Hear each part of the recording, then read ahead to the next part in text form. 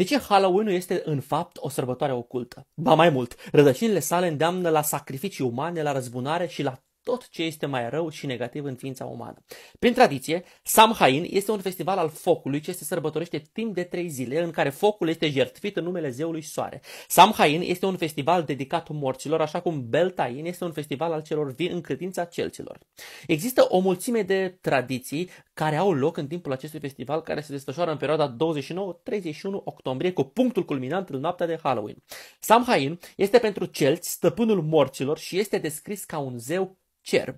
Un zeu cerb în ocultism este întotdeauna o referință la masculin, la zeul antic Nimrod, care era descris ca având un corn sau mai multe coarne, precum Moloch, cel mai venerat dintre zeii tărâmului întunecat. Încă din antichitate, Moloch sau Molech, ori Molech, a fost asociat cu un anumit tip de sacrificii. Pentru a-și spăși greșelile, părinții îi sacrificau copiii în foc. În Vechiul Testament, Ghena era o vale din Ierusalim unde cei ce credeau în diferiți zei precum Moloch își sacrificau copiii prin foc. De exemplu, se spune asta în 2 Corinteni 28, versetul 3, 33:6, Ieremia 7:31 și așa mai departe. Potrivit textelor biblice, legile date lui Moise de către Dumnezeu avertizează împotriva acestui zeu și a sacrificiului în numele său. Citez: nu da nici unul din copiii tăi să fie sacrificați pentru Molech, pentru că nu trebuie să necinstească numele Dumnezeului tău. Găsim o dovadă a unui astfel de sacrificiu într-un templu din Aman, construit în 1400-1250 înaintea erei noastre, descoperit de către G.B. Hennessy în 1966, care arată sacrificiul bestial și uman prin foc asupra copiilor. În scrierile lui John Milton, Paradisul pierdut din 1667, Moloch este descris ca unul dintre cei mai mari luptători ai îngerilor căzuți. El este considerat drept șeful îngerilor lui Satana în Cartea 1 și este prezentat ținând un discurs în fața Parlamentului Iadului în Cartea 2:43-105, unde susține ideea unui război imediat împotriva lui Dumnezeu. Mai târziu devine venerat ca un zeu păgân pe pământ. Sărbătoarea celtică, festivalul Samhain, a fost preluat astăzi de multe popoare din lumea occidentală, răspândindu-se cu precădere în secolul al XIX-lea prin intermediul imigranților irlandezi în Statele Unite ale Americii. Aici, ideea de satanism s-a dezvoltat liber și și-a însușit toate părțile negre ale credințelor antice.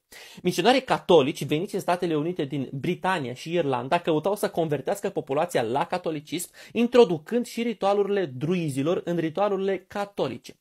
Catolicii au transformat astfel ritualul festivalului Samhain în festivalul de ziua tuturor sfinților, Eve of All Saints, Eve of All Hallows, Hallows Even, o zi de sărbătoare și rugăciune pentru sfinții morți. De aici numele sărbătorii de Halloween. Anton LaVey, fondatorul bisericii lui Satana și autorul Bibliei satanice, spune, citez: cele două sărbători satanice principale după ziua de naștere a cuiva sunt Walpurgisnacht și Halloween. Așadar, Halloween-ul este considerat cea mai mare a treia zi din calendarul satanic.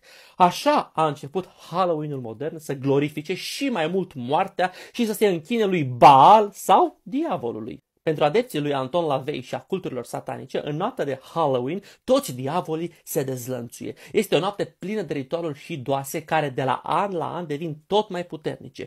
În ceremoniile dedicate acestor ritualuri au fost folosite încă din cele mai vechi timpuri costumațiile. De aici și obiceiul actual de a fi costumat în ziua și noaptea de Halloween. Citez: aceasta este ziua când milioane de copii și adulți vor fi îmbrăcați ca diavol, vrăjitoare și spirituși pentru a-l sărbători pe Satana. Ei nu-și dau seama ce fac. Asta a spus Pat Robertson, fondatorul televiziunii creștine din SUA. Joanna Michelson, membra unor grupuri ocultiste, dezvăluie, citez iar, Halloween-ul este de asemenea un sezon de recrutare pentru sataniști. În timp ce mulți consideră ziua de Halloween ceva distractiv și inofensiv, această sărbătoare afectează, în special, copiii. Afectează discernământul față de vrăjitorie și ocultism. Practicarea vrăjitoriei ca religie cunoaște în prezent cea mai rapidă creștere în Statele Unite ale Americii. Prin costumarea în ziua de Halloween, aproape fiecare fetiță devine o vrăjitoare. Iată un început promițător pentru cei ce își recrutează viitorii adepți. Și este doar un exemplu. Cum interpretăm măștile de morți, de diavol și alți demoni pe care le oferim cu bucurie copiilor noștri pentru a se transforma în personaje oculte? Cărui ideal servesc aceste măști, aceste schimbări de personalitate și îndemn la satanism? Istoricul Jean Marcal descrie oferta costumelor de Halloween drept o invitație la o călătorie inițiatică ghidată de cineva, adică de Satana, ascuns în umbră. El consideră că nimeni, dar absolut nimeni, nu se întoarce de la Halloween nevinovat. Pasajul de trecere în lumea Halloween-ului este cu adevărat o călătorie inițiatică.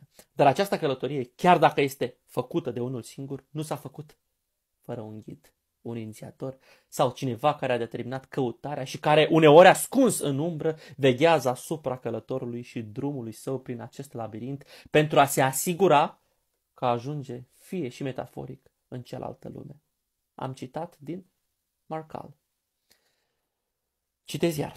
Practicile de Halloween deschid ușile pentru ocultism și introduc forțele negative în viețile oamenilor. Forțe pe care inițial nu le înțeleg și de multe ori nu le pot combate, a declarat Dr. David Enoch de la Royal Liverpool Hospital și University of Liverpool. Poate că ar trebui să ne gândim de 2 ori înainte de a îmbrățișa cu bucurie această sărbătoare și poate ar fi nevoie de mai mult discernământ atunci când îi îndemnăm pe cei mici să se bucure că pot deveni pentru o zi vrăjitoare sau un drac. Dragilor, creștini dacă sunteți, evrei dacă sunteți, iudei dacă sunteți, musulmani dacă sunteți, orice dacă sunteți și credeți în Dumnezeu, nu aveți cum să participați la așa ceva.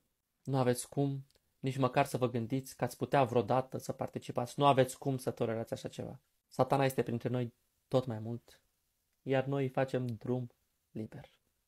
Aveți grijă de voi.